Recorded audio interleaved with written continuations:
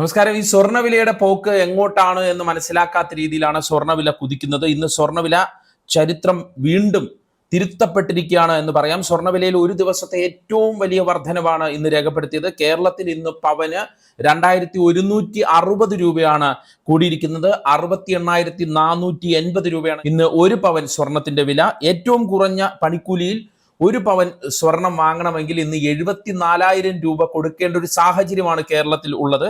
ഈ അന്താരാഷ്ട്ര വിപണിയിൽ സ്വർണ്ണവിലയിൽ വലിയൊരു കുതിപ്പുണ്ടായി.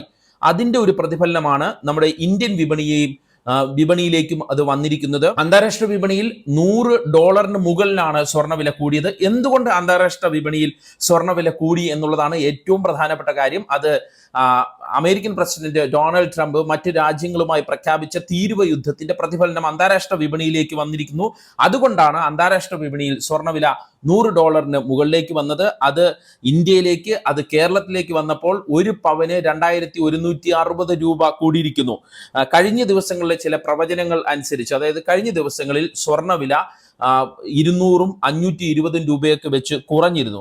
ആ ഒരു പ്രവചനം വെച്ചിട്ട്, അല്ലെങ്കിൽ ഇനിയും കുറയും എന്നുള്ള ഒരു സാഹചര്യം വെച്ചിട്ട് ചില സ്വർണ്ണ വ്യാപാരികൾ അഡ്വാൻസ് ബുക്കിങ്ങിലേക്ക് പോയിരുന്നു. അത് അവർക്ക് വലിയൊരു നഷ്ടത്തിലേക്ക് ഇന്നത്തെ ഒരു സാഹചര്യത്തിൽ കൊണ്ടെത്തിച്ചിരിക്കുന്നു.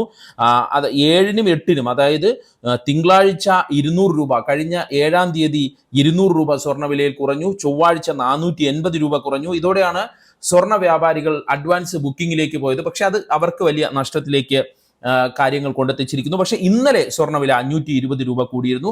അപ്പോൾ ചില പ്രവചനങ്ങൾ വന്നിരുന്നു. നാളെ സ്വർണ്ണവില വലിയ രീതിയിലേക്ക് കൂടാനുള്ള ഒരു സാഹചര്യമുണ്ട് എന്നുള്ള ഒരു പ്രവചനം വന്നിരുന്നു. പക്ഷെ അത് ഇത്രത്തോളം വലിയ രീതിയിലേക്ക് സ്വർണ്ണവില കൂടുന്ന ഒരു സാഹചര്യത്തിലേക്ക് എത്തുമെന്ന് ആരും വിചാരിച്ചില്ല. എന്തായാലും ഇന്നലത്തെ പ്രവചനം ശരിവയ്ക്കുന്ന രീതിയിലാണ് ഇന്ന് സ്വർണ്ണവിലയുടെ കുതിപ്പ്. ഇനി എന്താകും അവസ്ഥ? കൂടുമോ കുറയുമോ? അതൊന്നും പറയാൻ പറ്റാത്ത സാഹചര്യമാണ് നിലവിലുള്ളത്. വിപണി വിദഗ്ധർക്ക് പോലും ഒന്നും പറയാൻ പറ്റാത്ത ഒരു സാഹചര്യമാണ് ഉള്ളത്.